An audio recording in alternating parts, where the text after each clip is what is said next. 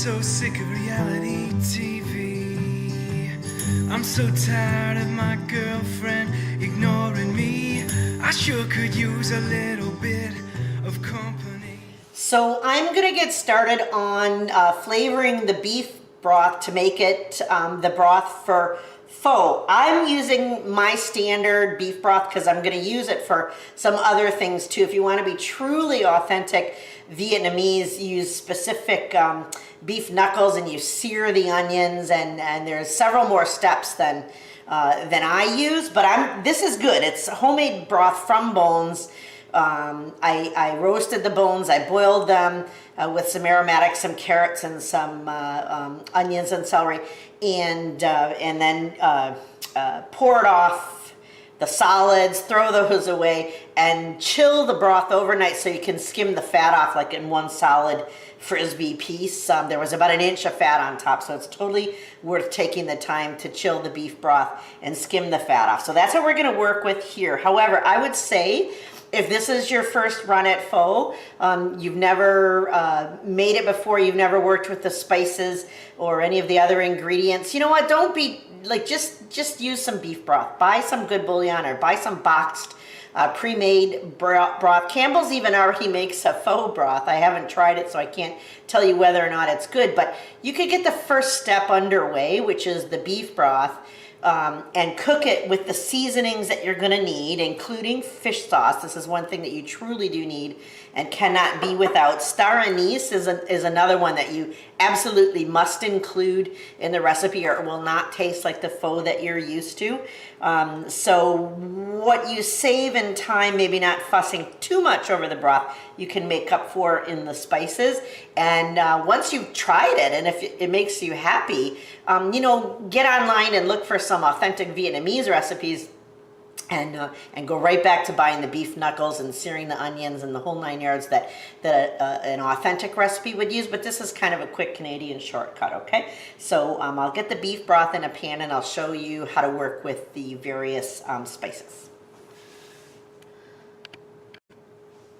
So if you've never worked with cheesecloth before, you've seen it in the grocery store and you wonder, you know, what does that have to do with cheese? Well, I guess it was developed as a very open weave kind of cotton product centuries ago so that you could put the ingredients to make cheese in it and then squeeze it out. We still call it cheesecloth, even though I do not know any human beings that make their own cheese. But what I'm going to do is you unfold it, cut off about, I don't know, a little less than a foot of it. I'm going to get it opened up as much as I can, and then I'm going to fold it over so it'll be almost square, close to square. There you go. And then I will put the seasonings, the spices, these are all spices except for the ginger, into the center of the cheesecloth and tie it in a knot. Put it into the pan of beef broth for, you know, I'm gonna let it cook for a while, hour and a half, maybe 2. I'm not gonna boil it, I'm just gonna simmer it with the seasonings in. So I'll come back and let you know about the seasonings that I'm gonna use in this batch of pho. So we're gonna start off with what is absolutely key, and that's the star anise. Look at that, isn't that pretty? It is exactly what it sounds like. It's anise that comes in the shape of a star. And if your grocery store has a half decent spice department, you'll be able to find it there. I usually get it at Sobeys. A good sized cinnamon stick. The recipe that I'm referring to calls for half of a cinnamon stick, and this is a little bit more than that, but I'm actually making more than one recipe, so that'll be fine. And then there's going to be a few whole cloves. I am not a tremendous fan of whole cloves, of the flavor of clove anyway, whole or ground. So I'm going to put a few in, but I'm not going to break the bank on the cloves. There are some peppercorns. I'm using mixed color peppercorns, although I think the recipe just calls for black. Okay, and then one thing which is not in any recipe that I've ever seen, is coriander seed. I just really like coriander, and I find it does add something to the to the recipe. So between the cinnamon, the star anise, the mixed colors of peppercorns, the cloves, and the coriander seed, I'm going to be ready to tie this up into a cross corner knot and drop it into the pot of soup. Okay, so I got everything in there. I'm sure that's enough for our purposes today. I'm just making a fairly small pot of soup. And I'm going to, this is the same way that you would tie up a bouquet garni if you were making them for a pot of soup. So I'm going to knot that, tie that, and I'll give this a kind of a bunny ears tie. Now, if anything slipped out of here and wiggled away while I was cooking the soup, it wouldn't really matter too much. I could just strain it again. But you would want to do that. You would want to strain it because you wouldn't want anybody to accidentally choke on a piece of star anise or a clove or anything like that. So, so the broth is meant to be clear at this point. There we go. So I'm going to toss this into my pot of broth and let it cook for a bit. I am going to be adding the fish sauce, but that is added closer to the end. Like lots of recipes where you put in the kind of vanilla, you kind of put in the delicate flavors toward the end. I am supposed to have slices of fresh ginger, which, oops, I do not have. So I'm going to throw in a spoonful of grated ginger that I bought at the store. It's actually really good, a little expensive, but I'll use that. And if I run to the store and get some other things, maybe I will grab some fresh ginger, but this is going to do for now, okay? I'll put this in with the spice bag, and we'll save the fish sauce for later. So the next step in making pho is preparing the vegetables and the noodles that are going to go into the broth, which is cooking away on the stove. When you're ready to serve, what's different about pho is things aren't put in the pot ahead of time. You're chopping, you're rinsing and chopping and preparing to serve the vegetables and the noodles and the meat just as you serve it. So the broth gets very, very hot, and in fact it cooks the vegetables and the meat in the bowl. You serve the broth like basically steaming, boiling hot, pour it over the cleaned vegetables, the meat, and the noodles, and then garnish it. I'll show you what the garnishes are in a moment. And everybody can have exactly what they want in their pho and none of what they don't want. So everybody here builds their own bowl. I don't make it and serve it. I put out a platter of vegetables and noodles and garnishes, and people take what they like, and then we pour the broth over, and it's fresh and hot and ready to eat. And as a matter of fact, one of the traditions in Vietnam is to have this for breakfast, and we do in fact love this for breakfast. It has become our Christmas morning breakfast. Maybe other people are eating French toast or fried eggs, but we like to have pho at Christmas morning breakfast. It kind of gets your stomach ready for what's going to come the rest of the day, and you know you've already had some vegetables and a nice cup of broth before you get into all of the dips and the beers and the stuffing and gravy and all of that stuff. So here you go. We've got green onions, which I'm going to clean and slice. We've got fresh bean sprouts, which I'm going to rinse like, you know, the dickens. I really would like to make sure my bean sprouts are clean, and in fact, some recipes even call for you to pre-cook them for 10 seconds. That seems, I think by the time it's done in the broth, they're cooked as they need to, because they stay kind of crunchy. But we're going to rinse those like crazy. We like bok choy. I like bok choy. I trim the raggedy edges of the leaves off and cut them very finely. They end up to be just about the same texture as the bean sprouts, and they have that nice crunchy bok choy cabbagey texture to them, which is great. This is a beef pho. You can make chicken, and sometimes I even make turkey, but we're going to make rare beef pho. So I've got some really nice beef tenderloin that I have in the freezer. I'm going to let that thaw, and it'll be ready to slice by the time the broth is ready. And then the vermicelli noodles, the brown rice vermicelli noodles. I'm going to show you how to cook those, because I have a funny family story about a niece who was boiling them, and she called me and she said, Aunt Rita, why can't I cook these rice noodles? I put them in for 5 minutes, I put them in for 10 minutes. I said, oh gosh, no, they go in for like 90 seconds. They go into boiling water for 90 seconds, and then they get pulled out immediately. They are almost like melt in the water. So I'm going to show you how to do that. Rice noodles, vermicelli, rice vermicelli, takes under 2 minutes to cook once the water is boiling. I'm going to say 90 seconds. And if you're not aware of that, you might be trying to cook it like spaghetti, in which case you'll just get this big blop of rice noodles, and you don't want that. So, okay, so the green onions, the bean sprouts, the bok choy, the meat is thawing, and I'll cook the vermicelli close to when the soup is ready, and that's the vegetable and meat and noodle component of the soup. We still have the garnishes to go, and those are important. Those are, I think, everybody's favorite part, really, of what makes the bowl exactly the way they like it. And so we'll get to those in a moment. So I'm just going to kind of trim the raggedy ends of the bok choy. It's not very attractive. Probably it's just as nutritious, and I just don't like the look of them. So I'm going to trim the raggedy ends off the bok choy, and then I'm going to stand them up and run them full of water and let them rinse really well. Okay. Let them rinse really well, and then I'll turn them upside down and shake them dry, and chop them into little wee strips so they cook very quickly in the broth when the broth is done. Okay, so that's all there is to the bok choy. Okay, I taste tested the broth as it's bubbling away here, and it tastes just about perfect. So what I'm going to do is I'm going to pull out the ginger, the chunks of ginger I put in there. Okay, which just takes a few seconds.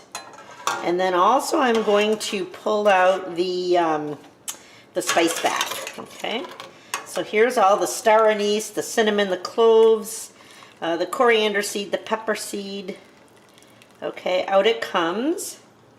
I'm going to turn the heat down a little, and I'm going to put in the fish sauce. Okay, so here's the Thai Kitchen fish sauce, and I'm going to use about 1/3 of this bottle. I might even actually, well, we'll see how it tastes once I get the fish sauce in.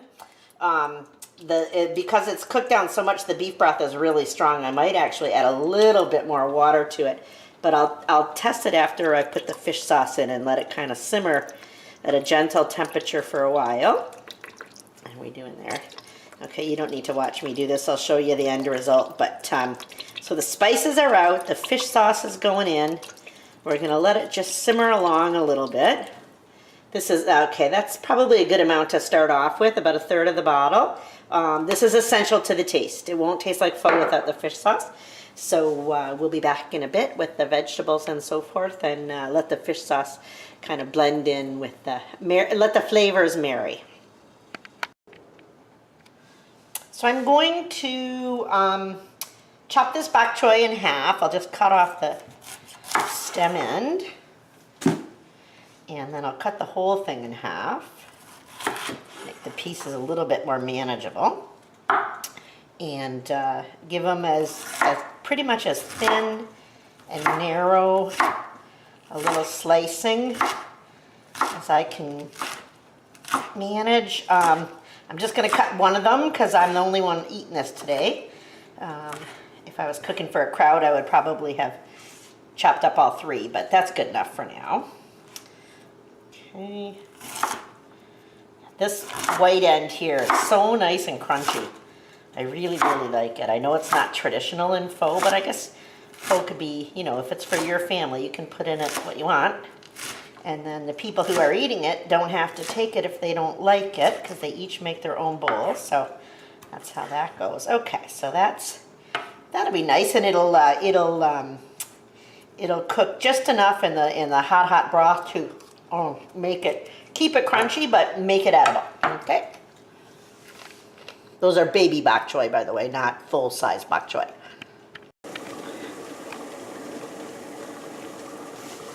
Okay. So the water is boiling away like crazy. I'm gonna set my timer. It doesn't go for 90 seconds, so I'll give it 2 minutes. Okay. I'm gonna put in the rice vermicelli, and I'm gonna let it go for 90 seconds. 90 seconds only. Okay, then I'll lift the strainer out of the pasta cooker. Give it a little rinse under the sink, and then put it on the platter with the vegetables. And because my family tends to use spoons instead of chopsticks, I'm gonna just give it a quick snip with the scissors to make the noodles a little bit more manageable. Okay, so rice vermicelli does not take long to cook at all. Not at all.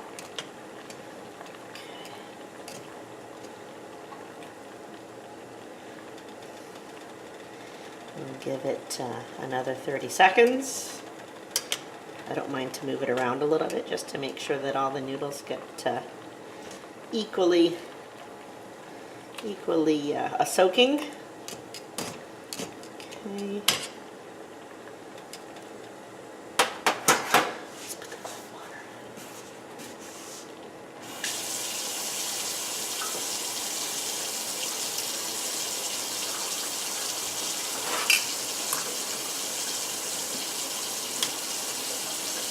Okay, 90 seconds. Done.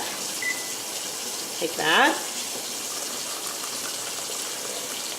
Give it a shake, and we'll just give it a quick rinse so it doesn't stick. Okay. That is our rice vermicelli. So this is what would go to the table for my guests, Dave and May especially. So they can take, I'll put the sriracha over there, they can take whatever it is that they like to eat. Noodles, for people who eat noodles. People who are on low carb diets don't have to eat the noodles. Some bean sprouts, some bok choy, some green onions, okay, and then they would put some beef in the bowl. This is raw beef. This beef has not been cooked in any way. It's completely raw, okay.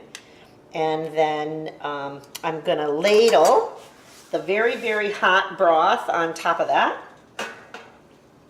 It's actually boiling in the pan. Actually, I'm not gonna try to perform any acrobatics. I'll just take the bowl to the pan. Okay, so into the bowl goes the broth. And as you'll see, the beef will actually cook while it's sitting there. Let's move that out of the way. The beef will actually cook. It's called rare beef pho. And if I do it right and I time it right, what comes out is actually cooked beef, but still pink in the middle. So it's kind of magical. And you would normally have basil as a garnish, squeeze of fresh lime if you like it. And it breaks my heart to tell you that I should have fresh cilantro as a garnish as well. However, cilantro is not in season, and the imported stuff I bought last week was really yucky. It didn't even taste like cilantro. So I'm not going to waste any money on that again. There is cilantro in the broth. So I've got my lemon in, and then for those who like it hot, we've got a little bit of sriracha to just kind of kick it up a notch.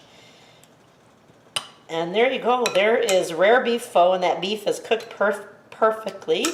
The noodles are nice, not too sticky.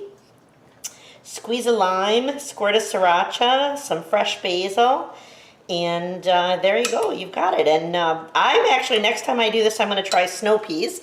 I think that would be nice in there. And I have in the past put in very finely sliced green peppers or red peppers. Those were pretty too, and they stayed nice and crunchy. But here you go. There's pho for you. Noodles, meat, fresh vegetables, garnishes as you like them, sriracha as you like it, and it makes a fantastic, fun family breakfast, lunch or dinner. But we seem to like it for breakfast, and I hope you'll give it a try. If you're a pho fan and you tend to go out and buy it, have a run at making it yourself. It's it's a nice project, and it's fun to enjoy together, and everybody can have exactly what they want, but none of what they don't want, which is kind of cool for a big family meal. Have fun, be confident in the kitchen, and this is Rita Smith, the #1 food fairy, signing off. I'm gonna go eat a bowl of pho. I'm hungry.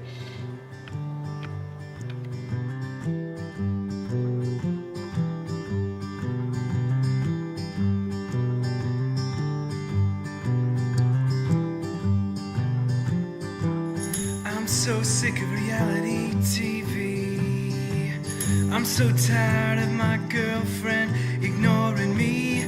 I sure could use a little bit of company. Some time away from all the wannabe celebrities. 'Cause I wanna get outside